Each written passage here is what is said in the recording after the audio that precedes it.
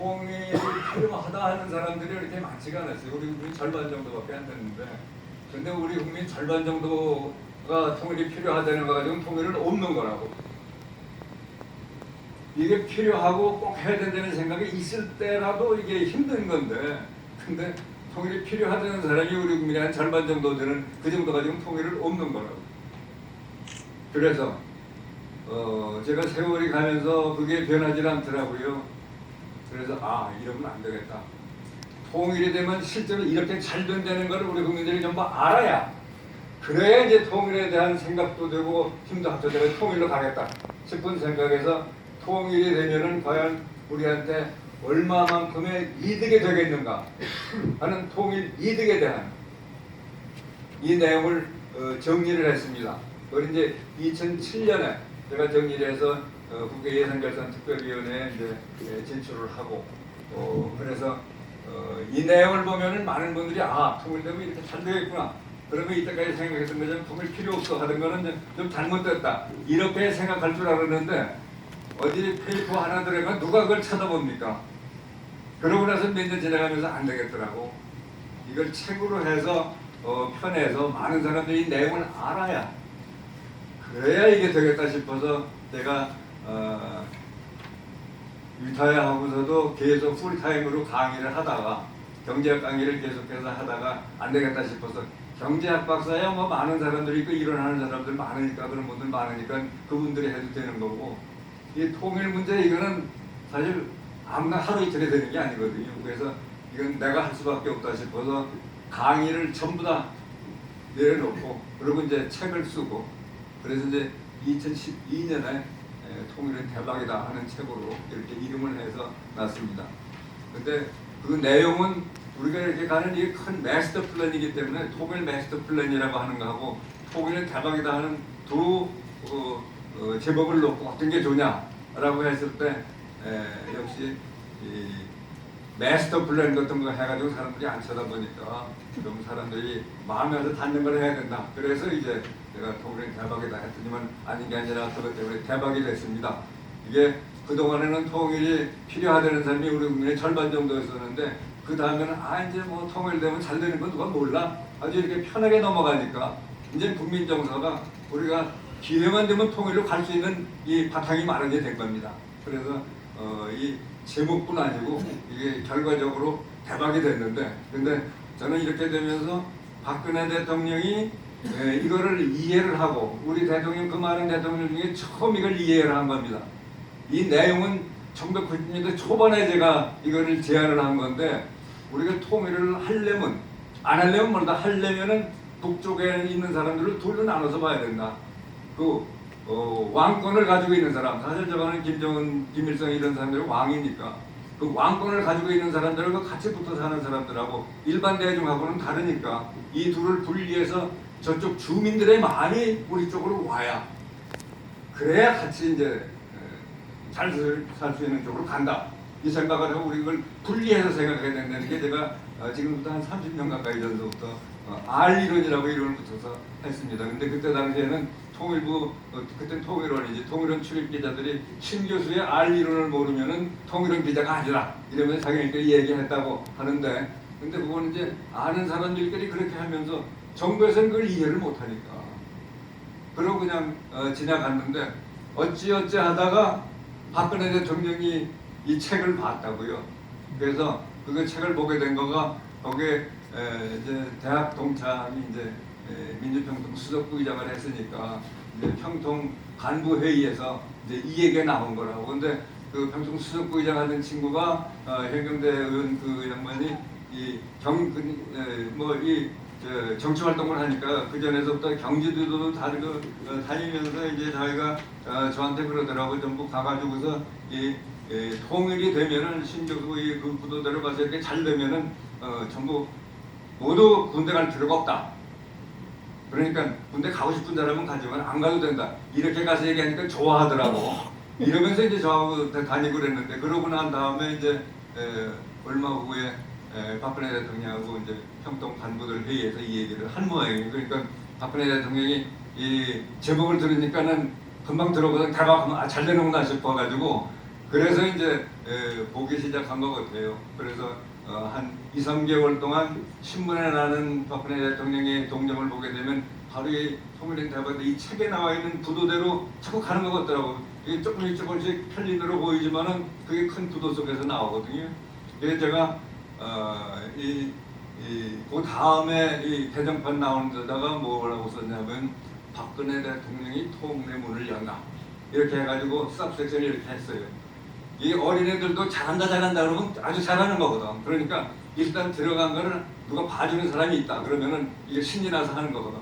그래서 그걸 이제 섹션을 만들어서 했는데 아닌 게 아니라 넉 달 후에 통일은 대박이다 이렇게 생각합니다 하고 신년 기자회견 석상에서 이제 얘기가 나오고 이제 이렇게 된 거라고. 그래서 이게 이제 그동안에 우여곡절 많았지만은 지금서부터 통일을 갈 수 있는 길이 열리는구나 이렇게 생각을 했는데 난데없이 세월호 터지는 바람에 박근혜 대통령이 꼼짝 못하고 그냥 그러고 있다가 그냥 나오면서 그러면서도 이 방향이 저쪽 주민들이 마음이 바뀌어야 된다는 걸 알기 때문에 물러나면서 그냥 한마디로 북한 주민들 다 내려오시라고 이 한마디로 요약을 한 겁니다. 그러니까 저 주민들이 이쪽으로 와야 된다는 그 마음 가지고 있는 거가 그게 표출이 됐다고 이렇게 생각을 합니다.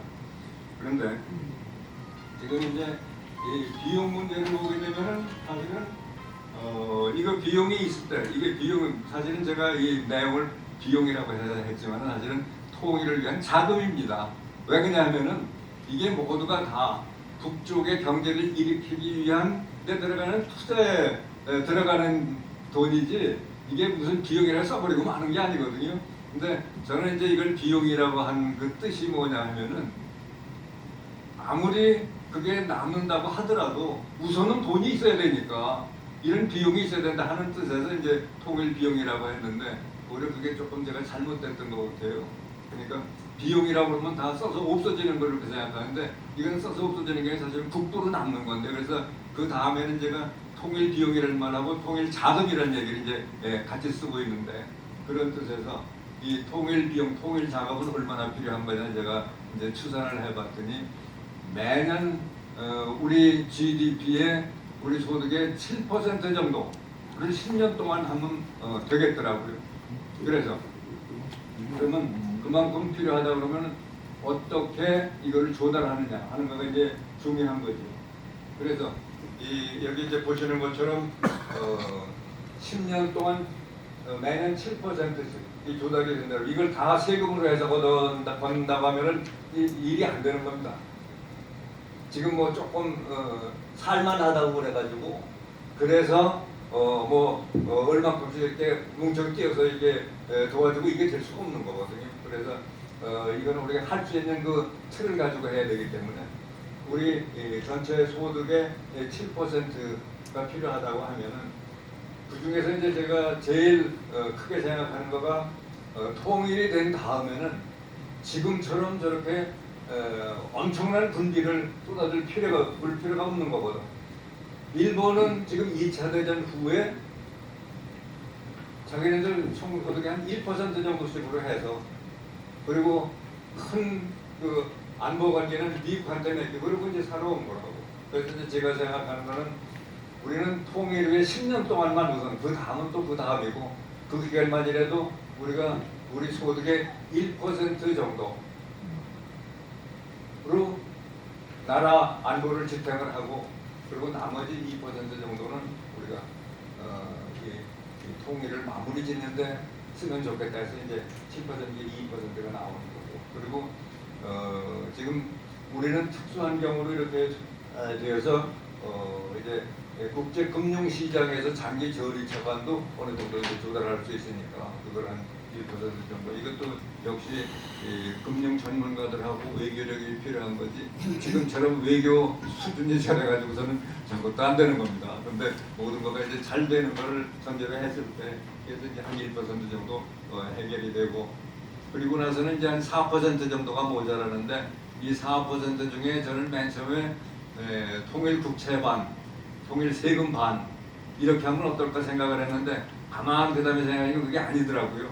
그러니까 국채를 해서 국채를 조금 더 많이 하고 직접 부담하는 세금은 적게 하는 거다. 왜 그러냐면 이 직접 자기의 돈은 부담이 적으면 통일하고 싶은 생각이 또 줄어들게 되는 거거든. 그러니까 세금은 1%하고 나머지 3%는 통일 국채로 하는데, 근데 이게 그냥 터무니없는 게 아니고 사실은 통일될 때 그 시기에 사는 사람만 통일로 인해서 이득을 보는 게 아니고 이건 세대를 내려가면서도 계속 보는 거니까. 그러니까 지금 이제 통일 국채를 하게 되면 당장 갚지 않는 데는 거고 이제 원리금 이제 세월을 따라서 이제 조금씩 줄여 나가는 거니까 이렇게 하는 거가 오히려 사리에 맞겠다 싶은 생각을 하고, 그렇다고 한다면은 여기서 부담이 되는 건 세금으로 되는 1%라고. 그러면은 내가 10,000원의 소득이 있다 그러면 100원 동전 한 개가 거기에 이제 세금으로 들어가는 거예요. 10,000원의 100분의 1이면 100원이니까. 근데 이것도 안 하고 그냥 공짜로 다 했으면 좋겠다. 이거는 조금 지나친 거고, 요 정도는 그래도 해야 되지 않나 이런 생각을 합니다. 그런데 독일의 경우에는 우리처럼 이런 구도를 처음에 가지고 하질 않았기 때문에 근 한 30년 동안, 바로 작년까지만 하더라도 통일 세금이 얼마큼이냐면은 잘 아시는겠지만은 5.5%, 총소득의 5.5%가 이제 통일 세금으로 되는데 2년 하게 되면 11%가 되는 겁니다. 근데 우리는 10년 동안 매년 1% 하니까는 독일에서 한 40년 동안 그렇게 죽을 써온 거예요. 우리는 단지 2년 동안 한 것보다 작은 걸로 우리는 이걸 해나갈 수가 있다. 어떻게 이게 가능하냐? 우리는 미리 이거를 구도를 잡고 가는 거기 때문에 그렇게 하면서는 통일 비용을 줄이는 데는 사실 중요한 그 역할을 하는 거가